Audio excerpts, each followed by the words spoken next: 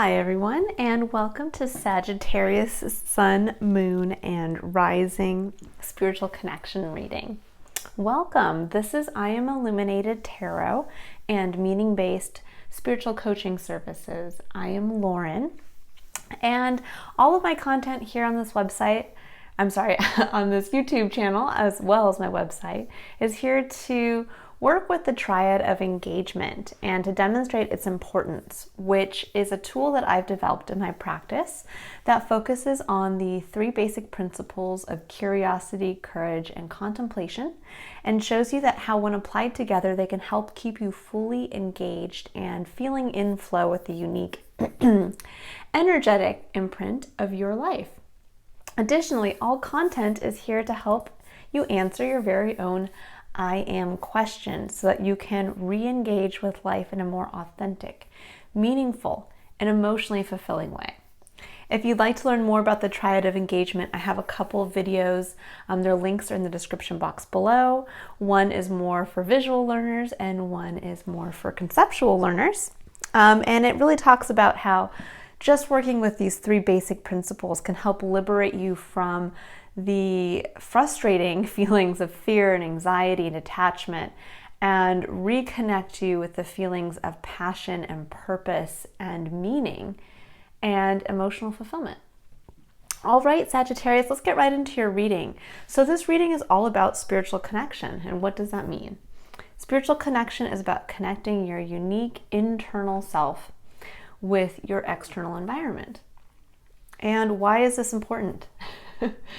Because each one of us is a unique, singular being. We each have our own set of abilities, gifts, perspectives, dreams, desires, wishes, and those are needed to be engaged and brought out into our external environment.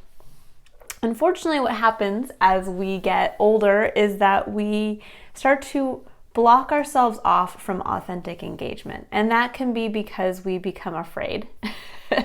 We show parts of ourselves as we get older, and those parts are either ridiculed or they result in some type of what we perceive as a failure instead of what they actually are, which are learning experiences. And so we start to create a barrier between ourselves and the external world. And where this can really harm us is that we don't feel connected. We don't feel an emotional connection because we're not actually engaging the best parts of ourselves with our external environment. Instead, we're hiding them. And on the reverse side of things, our external environment is not benefiting from our unique abilities and hopes and dreams and visions for life because we're not bringing those forward. And that's really where the collective human experience can suffer from the lack of us being us in our external environment. Okay, so Sagittarius, we're going to start with looking at your energy. So we're going to pull some cards for your energy, and then we're going to see what your external environment is sitting with. Let's see, what are our Sagittariuses? Queen of Pentacles. Love this card. So right off the bat, Sagittarius, I can see that you guys are sitting with something tangible. Queen of Pentacles is a card that signifies knowing where to put your resources, knowing what to nurture in the physical, tangible world. And what I love about this depiction specifically is this looks like a mother lovingly looking at her child. And instead she's looking at her pentacle, which can represent anything that is of importance, that kind of seed that can lead to more in your life. I look at it almost as the seed of hope, which is why you are putting all of your energy towards nurturing it. So you guys are sitting right now with some lovely nurturing energy. And now we're going to see what energy your external environment is working with and why they're asking for you to, at this point, engage this part of yourself with your external environment. What are you going to learn about this part of yourself, and how is your external environment going to benefit? So let's see what.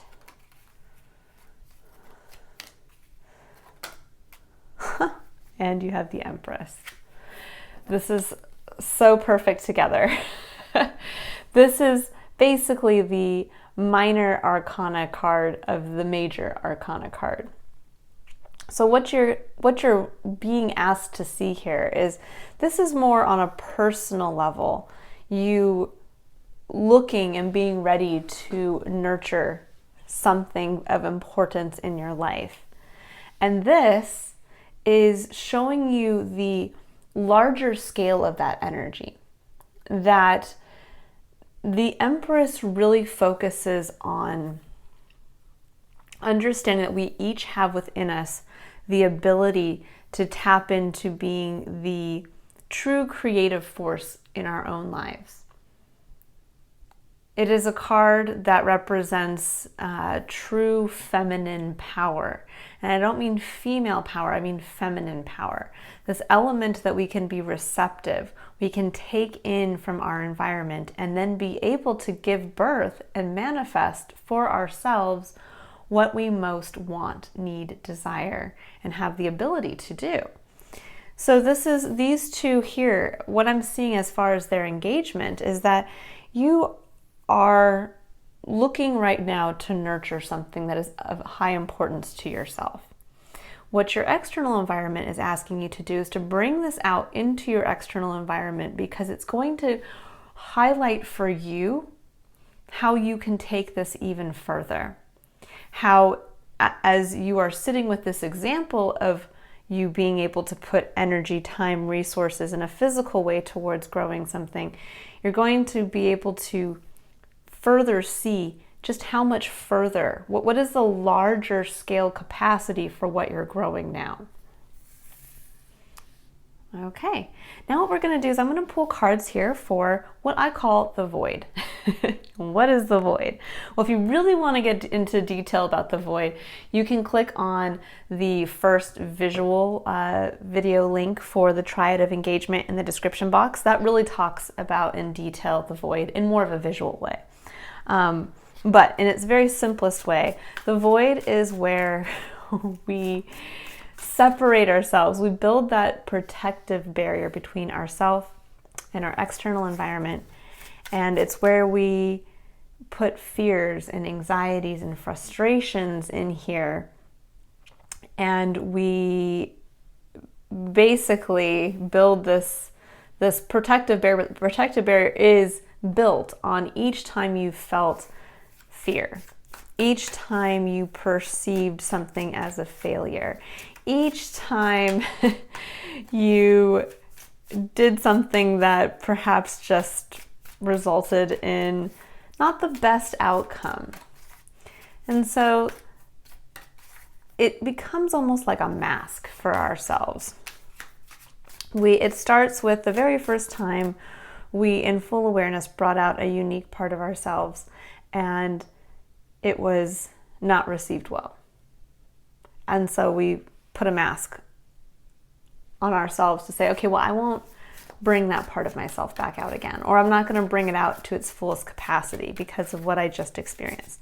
And then it continues to grow from there. Then it's just layer upon layer upon layer of your negative experiences, the learned negative thought patterns, the doubts, and again, fear and anxiety. And it's also that can lead to frustration specifically, because eventually this void will grow so big, if you're not careful, that you'll be so disconnected from your external environment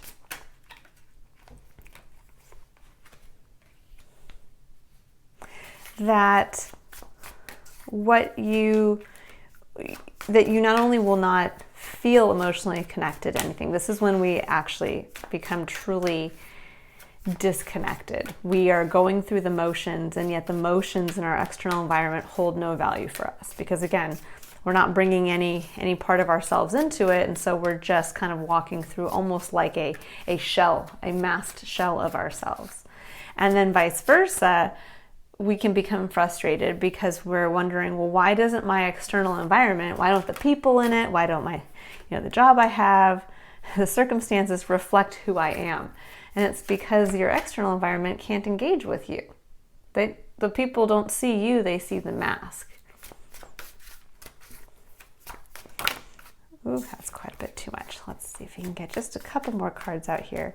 So I'm pulling these cards to show us what is happening in your void. What are the fear points from really being able to come out? And I think what I'm seeing right off the bat is there's this part of yourself, Sagittarius, that you are nurturing and really want to nurture this one aspect in your tangible life right now, in your physical life. And you look at it lovingly like a mother would look at it.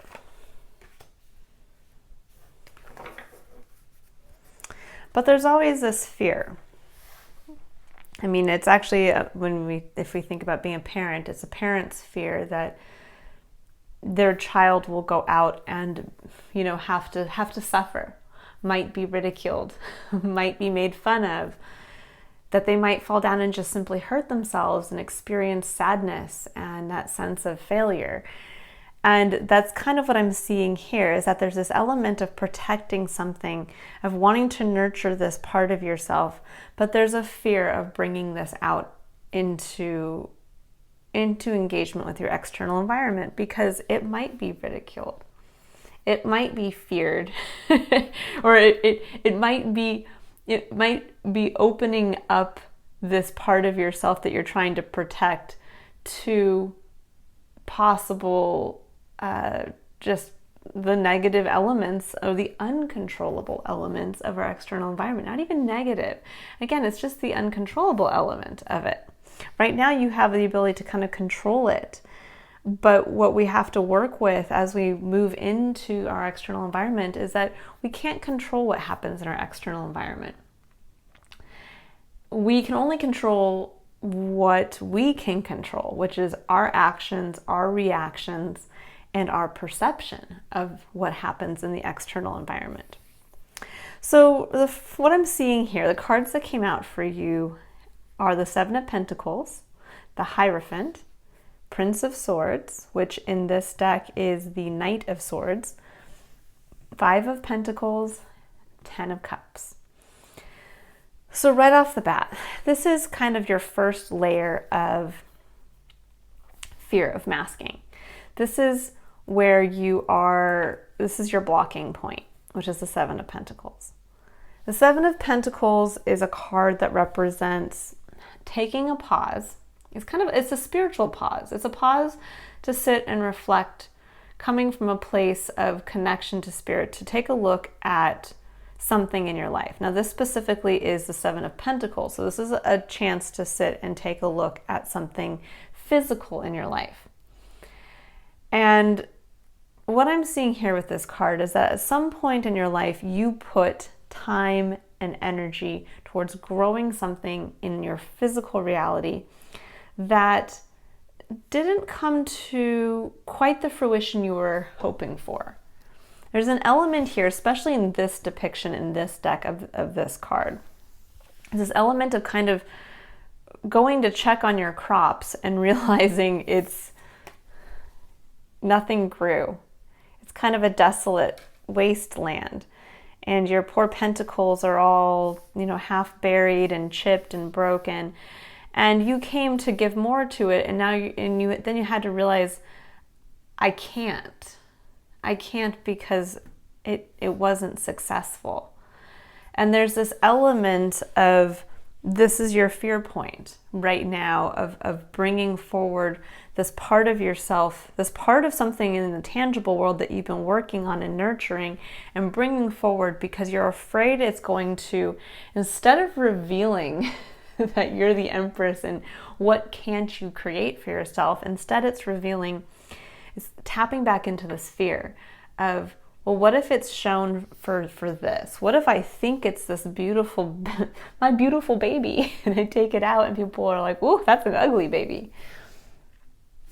And you realize that all this time and energy was put into something that has once again not come to full fruition, not come to bear the fruit that you were hoping that it would bear for you, especially in the tangible world. And this can be scary because when we're dealing with the actual physical world, pentacles, this is money, this is our physical security, our home life, what we have, a roof over our head, a car to drive us to work.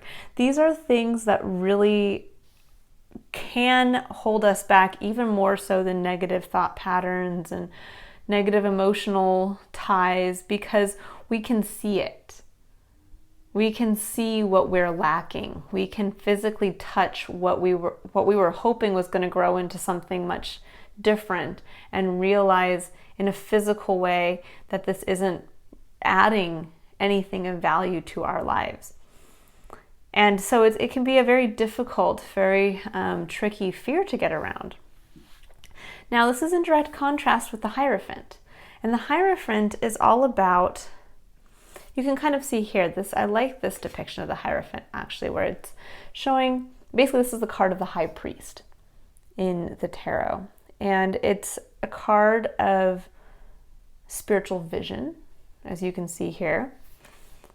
It's also a card that represents the structures that we have in life, whether external or internal. So if it's applied to our external environment, these are societal structures we live with, familial structures we live with. Even on a much larger level, these are global structures we live with. On an internal level, these can be the structures and the rules that you set for yourself. And kind of what I'm seeing here, in contrast to the Seven of Pentacles with that Hierophant, is that there's this element now of knowing on some deeper level, of being able to see beyond this, to see actually really what I think you guys are being asked to, in conquering this fear of, well, what if I continue to put all this nurturing energy towards this thing and it turns out to be this? And I don't really want to bring it out just yet. I don't really want to expose this part of myself. Is that in reality now, you have the ability to take a look at your previous failings, or where you previously put energy into something and you felt it didn't result physically in the abundance you were hoping for. Whether this was a job that you put time and energy into and you never got that promotion, or you ended up walking away hating that industry and you wonder, well, why did I put 15 years into that? Or this can be a failed marriage, or a investment strategy gone wrong. It could be a failed business. But now what you have the ability to do is to tap into what we all have within us, the ability to tap into the High Priest within ourselves. This ability to rise above, especially you, Sagittarius, because you are a mutable fire sign. You are the sign that is associated with the spiritual adventurer. You are meant to go out and to meet as many. You're like the bee of the zodiac signs. And so I think where you're being kind of asked right now to open yourself up to, but that's specific also to Sagittarius, having Sagittarius in one of your main 3 placements, is that you have this ability to really tap into an extra level of spiritual insight. And you're being asked to utilize that now, to take a look back at areas where you felt you might have failed to produce the results that you wanted in the tangible world, and to look back and see them as the lessons that they were meant to be. not to be places of failure for you, but to actually help lead you to this very moment where you have something beautiful that is of value and that is worth nurturing. And so this is your challenge, is to face this fear of not, that there's a possibility that what you're sitting with, might not produce the results that you're hoping for, and overcoming that by seeing a different version of that, and realizing too, to take a look at perhaps where you are butting heads with current structures that are in place, whether societal or familial or even internal, and realizing that you have the power to change those. If something, perhaps the reason why when you look back now, this was seen as a failure, you had a past failure, was because you were comparing it to set standards of somebody else, whether it's standards that were placed on you by society, standards that were placed on you by your family, or just standards that were placed on you by yourself. Sometimes we can be our own worst, self-critic. And so there's this element now of rising above that, rising into the highest energy level of the Hierophant, which is you being able to see that and to actually be able to see new ways to do things, new ways to set up structure and order. And that perhaps where you were perceiving something as a failure, instead you were just testing out a new structure. You're testing out a new system. And it was perceived as a failure, but in reality it was just a test. It was a test run. And now you've learned since then. You've learned more about yourself, you have more experience, and now it's about realizing that, okay, those were dry runs. Now I have something that really is of value to me, that I really feel like this mother, like super protective and very nurturing towards it. And I can see now where this is the seed that will fit into previous failures, quote unquote, but will actually help develop this new system that only I can see, that only I can develop because of my connection to that spiritual adventurous side of the human existence, the human experience. And then we have the Prince of Swords, which again is the Knight of Swords in the traditional tarot. And this is kind of the crux point here of the Knight of Swords is a card that signifies quick movement in the areas of thought and communication. Now it can be a little brash sometimes in that this is somebody, a good example of the Knight of Swords energy would be somebody coming in to a conversation and just very bluntly stating, well, this is my truth. Or walking into a meeting and instead of waiting for the current speaker to be quiet and waiting for their turn and introducing themselves, they jump right in and say, okay guys, here's my plan. I think this is going to be great. We're going to do this and you're going to love it. And everybody's like, whoa, easy there, buddy.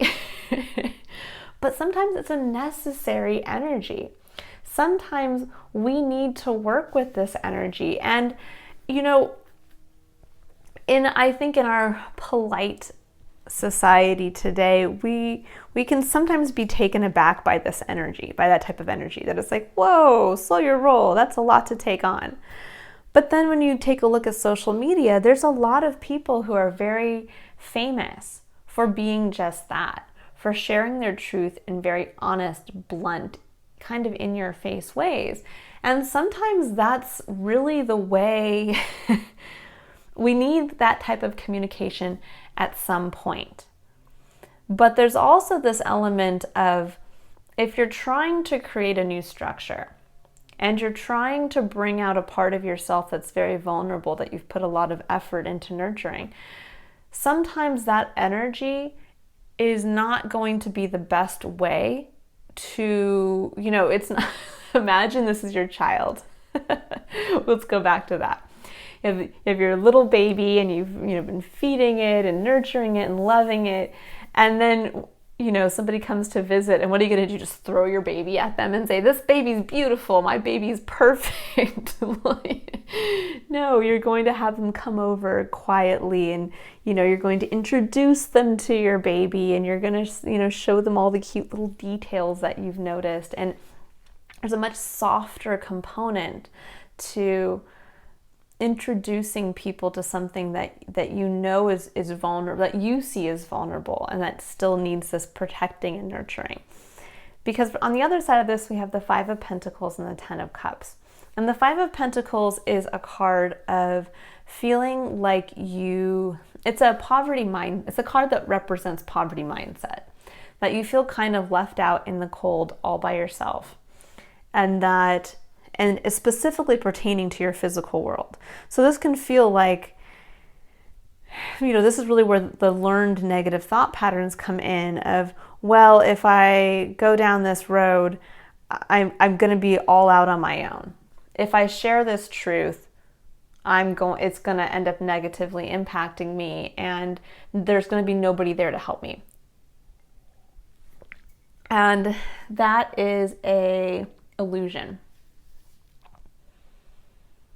It's also where, when I'm looking at the Prince of Swords and the Five of Pentacles, this is where sometimes we mistake trying to share our truth in a really open, honest, unabashed way, and we don't see the results. We think that it's, perhaps stemming from this first original fear here, that if you do this again, and you share your truth in this really blunt way, it's going to lead to a lack of stability. It's going to lead to a lack of money or a lack of something tangible in your life. And what you're being challenged to do is to step into the Ten of Cups. And the Ten of Cups is ultimate emotional fulfillment.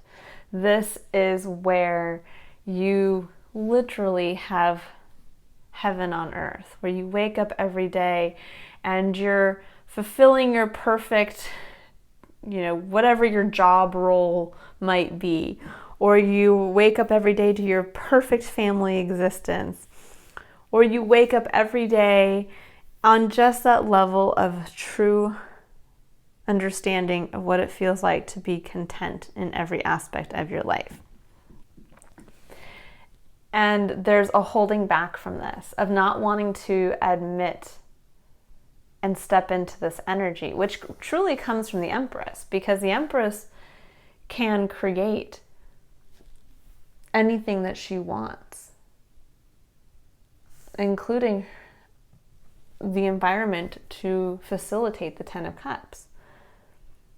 But sometimes we get so into this place where we get caught up in our heads and caught up in the physical, where the Ten of Cups is on an emotional level.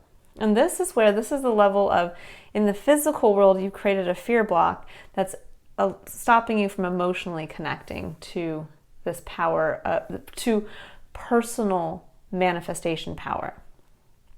But it really doesn't come down, and this is the hard lesson to learn, and we're all here to learn it, that things may not manifest exactly as we anticipate. That's life. We could have all the belief that we are planting apple seeds and we are nurturing apple trees, and we come back and realize we were sold orange seeds, and these are all now orange trees.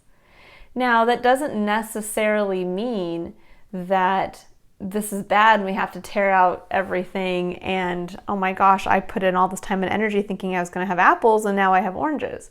It just means that there's some divine element of your external environment that's pushing you now to engage with this change in outcome that's going to unlock more of yourself in engaging with it. So you get a chance to see, am I the type of person who's going to take a look at this now and go, oh, these are oranges instead of apples? Well, cool. I mean, oranges still have a high nutritional value, and I like oranges. And I think I can sell these just as much as I was going to be able to sell the apples. In fact, they'll fit right into the structure I already created in place to sell them. I can sell them at the farmer's market that I've already have, bookings around. I can, talk about the nutritional value because they too also hold nutritional value. Or are you the one that sits back and says, ooh, wow, that is not what I was expecting. Can't do anything with the oranges. Maybe I'll just give them away to my neighbor who I know loves to do stuff with, oranges. She can help maybe make some orange marmalade and whatever. And I'm going to go back to the drawing board. But I'm going to have a change in perspective in that, wow, I'm really impressed with myself for trying to grow something for the first time. These trees came super healthy. I just didn't know enough the first time around to ask enough questions to make sure that I was getting the right seeds from the right place. And so now I'm going to go back, I'm going to make those small changes to my process, and I'm going to try again. But this time they really are going to be apples. And I'm going to go through this process again. And I think that's what you guys are going through here. But then there's this element of the poverty mindset of like, then I have to go back and I have to reinvest. And it's not about looking at that as a fear point. It's about getting past this to experience this. It's like, no, instead dive into that feeling of what it's going to feel like when you hand somebody your child. When you get to tuck in your child at night, when you get to hear your child laugh. It isn't for the return on investment, so that when you go out, everybody's like, ooh, your child's so cute. You don't nurture a child for that experience or for that reason. And the same with, let's say you were growing an apple orchard. Why are you growing that apple orchard? Where are you emotionally connecting to it? The most successful business people are able to tap into this higher vision. They don't build businesses and dedicate time and energy to building something physically from a place of looking to gain kudos from other people or just to fit in and meet the status quo. They're looking to build something that is going to ultimately bring them this element of emotional fulfillment. In fact, usually when you talk to people who are industry leaders, they are so wildly passionate about what they do, and they've always had this kind of foresight to be able to see where their idea might fit in, even when society at that time could not see it. And they were willing to throw themselves into a place of potential financial or physical vulnerability with the full knowledge of what achieving their goal would feel like. And that's what you're being asked to tap into right now, is to look beyond the physical, to look beyond the fear of, well, how is this going to look to other people if it's not exactly what they were expecting from what I've been nurturing? And in reality, it doesn't matter. And that's what you're learning here, is it doesn't matter. It's about tapping into what makes you feel fulfilled. And what are you willing to do to make that happen? By becoming the Empress, by tapping into that energy. Again, just coming back to this Knight of Swords, it is about going out and sharing your truth. It's just about realizing how to share your truth. That sometimes that is as equally as important as everything else, as all of the time and energy and physical nurturing and support is also how you sell it, how you communicate about it. So if you put all this time and energy into building a beautiful family life that you're very proud of and you love, but yet you go out and you're like, when you describe it to people, you're describing it in a way that makes them either feel like they're less than. So they say, well, my husband or wife is fantastic.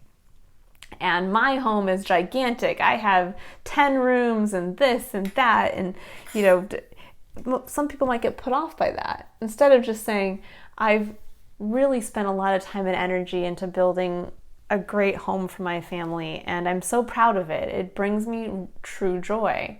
And there's this one place in my house that it's my space that I've created, and you know, I've always wanted to have this art space, and I have it, and it just, every time I go in there, it just makes me feel like all this work was worth it. Now that's a much more 10 of Cups coming from the heart explanation of what you're building, to allow people to tap into and see the true Empress in yourself. To say, wow, this person is so vulnerable about what they've done, and I love hearing about it. I want to step into that power too. And Sagittarius, that's your true superpower, as being able to tap into that spiritual side to life, and not be afraid to just jump right into it, to hear other people's stories and be open to their way of living, just as much as you are open to living your own way.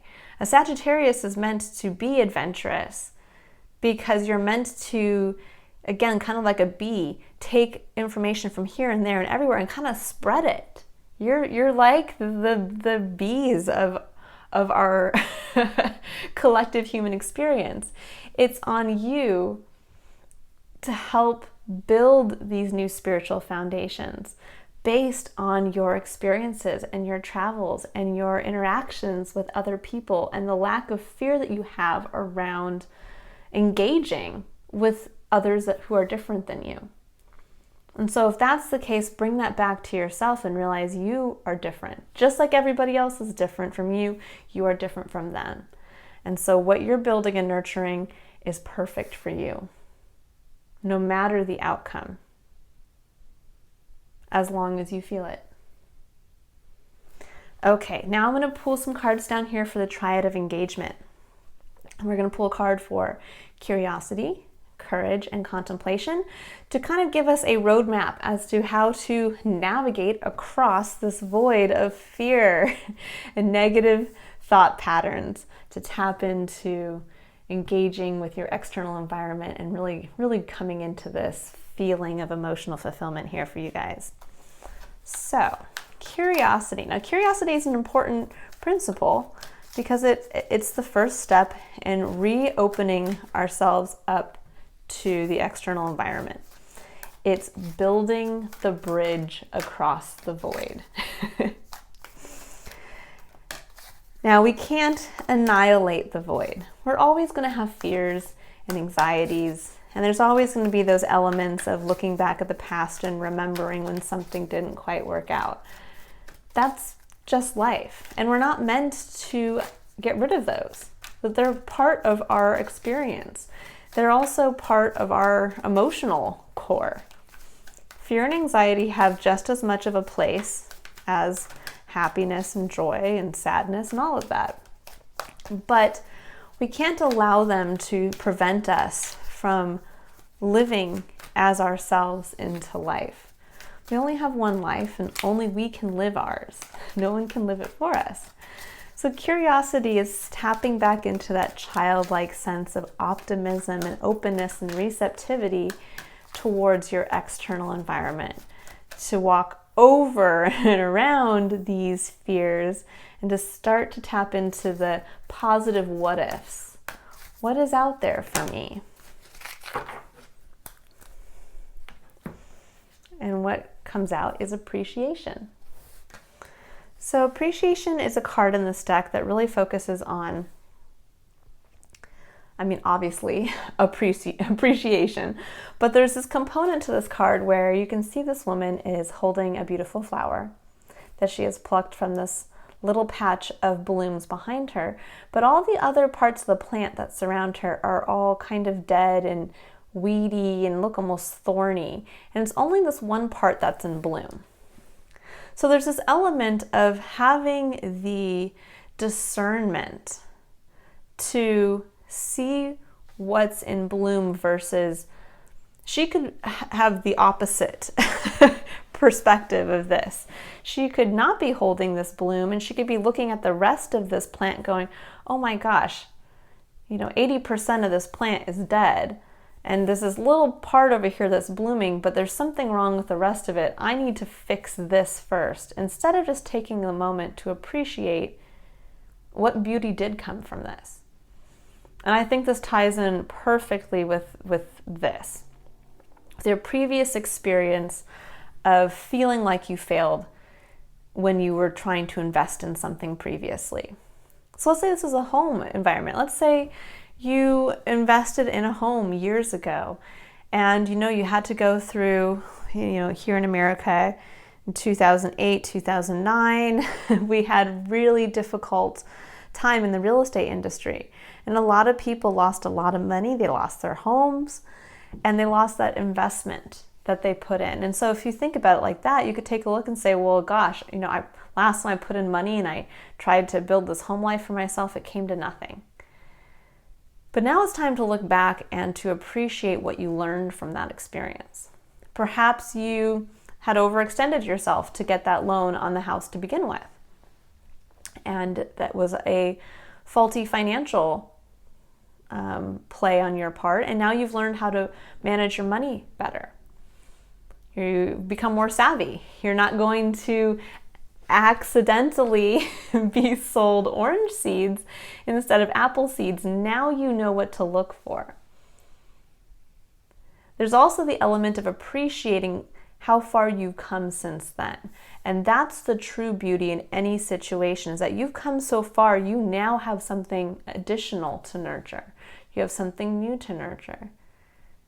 And now it's time to be curious. This is where you are meant to be open and receptive. What's this little bit of beauty that you have that you've been growing? And how can you take that and combine it with the lessons of the past to see a vision for its future and to be open to seeing what more can be done with this? I actually was successful in some area here, and it is beautiful. There may not be a ton of flowers, but this is a beautiful flower. So now what else can I grow with it out here? And that's the first step. Staying open. Because just like a parent nurturing a child, you want to push your child to go out into the outer world because you want to see them realize their potential. You want to see them realize and take every opportunity and every possibility that comes their way. Now we're going to pull a card for courage. And courage is the seat of our personal power. It's where we get to have courage to make decisions, to take action. And that first action is to walk across the bridge of curiosity we are building. Why is this so important? Because we can build the bridge and we can look across the pond, so to speak, and wonder what's out there for us. But ultimately, if we don't walk across and engage, it's just fantasy and illusion. It's still the void. So we've done the work and created the bridge. Now we have, for courage, we have surrender defensiveness. It says defensiveness is a sign of weakness. To communicate in a more empowered way, stay centered and hear someone out. Then offer a clear, non-defensive response. And this is difficult. I really feel like this comes into play with this Prince of Swords, or technically the Knight of Swords. There's this element of, same with tying this all back to here. So imagine this is your baby. And somebody says, ooh, your baby's ugly. Well, it isn't on you to immediately jump down their throats and say, my baby's beautiful. Look at how beautiful my baby is. Everything is beautiful. My baby's perfect. It's about hearing what that person is saying. That we may think they're calling our baby ugly, but if we stop and realize, no, that's just our fear projected. And what they're trying to say is, your baby is unique. And my goodness, I've never seen a child with such bright blue eyes before. Or I've never seen a child at this age who has the ability to do X, Y, and Z. That's where we have to stop. So this is the courage to realize not everybody is out there to attack your baby. Instead, it's about sharing why you are so proud of your baby, why you love your baby, what part of this experience brings emotional fulfillment for you. And then if somebody does have a comment about that, even a constructive criticism, it's about taking that in and realizing that, well, now this is the whole point of putting effort into something. It's to share it with the world. You know, it gets to the point of, well, when you start to put so much time and energy into something, if you keep it hidden away, well, then it can never grow to be more. And you're either robbing what you're working on from coming into its full potential, or you're robbing yourself of the satisfaction that comes with sharing that with others. You know, it's great if you worked your butt off to get a beautiful home, but if you're living in that home all by yourself and you're refusing to have people come over because you're afraid that they might critique the way that you decorated your living room, or critique where you decided to build the house, or critique any part of it, well, then what was the whole purpose of the reason why you built that house to begin with? You can't share it with anybody. So there is this component here of having that courage to realize the world's not out to get your baby. In fact, what you're being asked to do now is to bring it out in full faith that your emotional fulfillment from this, expressed in that right way with your vision behind it, is going to be enough to enlighten others and illuminate others to its beauty and importance. All right, now we're going to pull a card for, that was a little fast. We're going to pull a card for contemplation. So contemplation is the third and final principle of the Triad of Engagement. And this is your ticket back across the bridge. Once you've gone across the bridge courageously, engaged with your external environment, and then you've taken action, you can then walk back across the bridge, back to yourself, to take the time to reflect and integrate what you learned out here in the world so that you can continue to build on your internal unique abilities and hopes and dreams, and realize and tweak, well, what quite didn't work, what did, and how can I continue to engage even more of myself. Now for contemplation, we have Starseed. It says, what lights you up? And that's a great point to contemplate on. That oftentimes we can sit with ourselves and be so focused on something, and we feel that this is important to us, but it isn't until we actually come out and engage this part of ourselves with our external environment that we realize really what part of this lights us up. Is it the part of growing the seed and creating this structure that is the most fun for us? Is it in sharing and talking about this tangible thing that you're growing? Is it, it's almost like if you were somebody who maybe had some crazy, amazing collection of something very unique, whether it's art or it could be anything, collectibles around a movie, or just pick something, a movie or a book. And when you actually go out to share that with others, you realize it isn't just in the collecting of those pieces, it's in sharing the wisdom of the person who wrote the book or created the movie, and it's in sharing how that emotionally ties to you, why it's of importance. But you would never really get a chance to tap into that and feel that connection unless you shared it with the world. Unless you're bringing others in and realizing, oh my gosh, as I'm showing them my collection, I'm excitedly telling them, passionately telling than the story of the artist who painted all of these paintings that I have, and how their life impacted mine, and how their view of the world is a view that I think everybody should be aware of. And this might give you the idea of saying, gosh, maybe instead of keeping this painting collection in a room in my house, maybe it's time for me to share this with the world and donate this to a museum.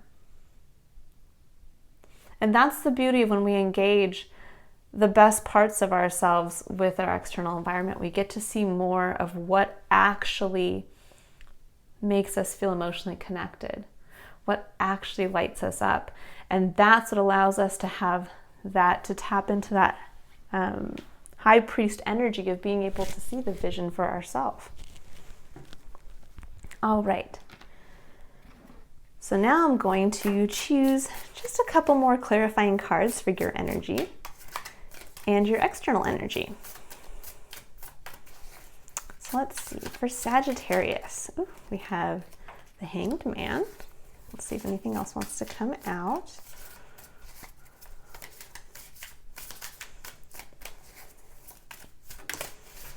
And the Seven of Coins. So Seven of Coins is the Seven of Pentacles. Hanged Man and the Seven of Coins. Beautiful. This is a divine pause to see where right now you are sitting with the same exact energy here. Do I keep investing? Do I keep working? I feel like this, but should I? And by engaging with your external environment, it's going to provide you with an alternative perspective to this. The Hanged Man is that divine pause. It's the universe trying to get your attention to be able to see everything that currently is from a different perspective, from a perspective that is touched by the divine, so that you see something where you're wondering, should I? And the Hanged Man is going to come in and show you, you haven't seen it from this angle. You haven't seen the potential that we see in it. Take the time to see the potential. And now we have the Empress. So let's see if there's anything for the Empress out here. Oh, we have, Ace of Cups. I love it. It's one of my favorite cards. Let's see if anything else comes out with that. Anything else that Sagittarius should know about their external environment? Oh, and the Devil. Beautiful. The Ace of Cups is a card of divine love. It is that cup overfloweth that we all have the ability to tap into at any given time. It is our own cup. It is our direct connection to unconditional love and emotional connection to basically everything, to spirit, to the divine. And then we have the Devil. And the Devil is not about the traditional devil from, I'd say, more of a religious context. The devil is what holds us back. These are the negative thought patterns. These are the codependent relationships. These are the things that we allow ourselves to be tied back by or held back by.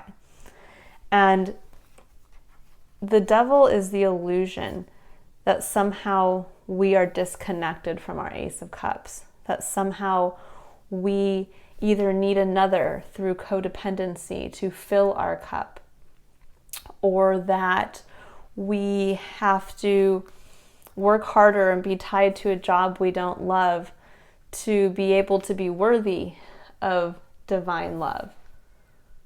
And in reality, this is always here. Our cup always overfloweth. So what this is going to show for you, Sagittarius, is where you've been under the illusion of being held back by something that you felt you needed to have that emotional connection. And in reality, that's an illusion. You always have that cup within you. You just have to know what allows you to tap into that.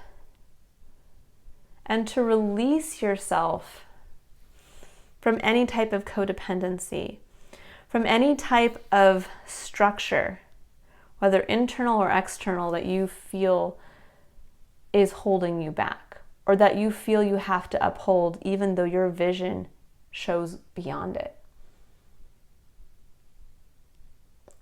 This is a very powerful time for you, Sagittarius.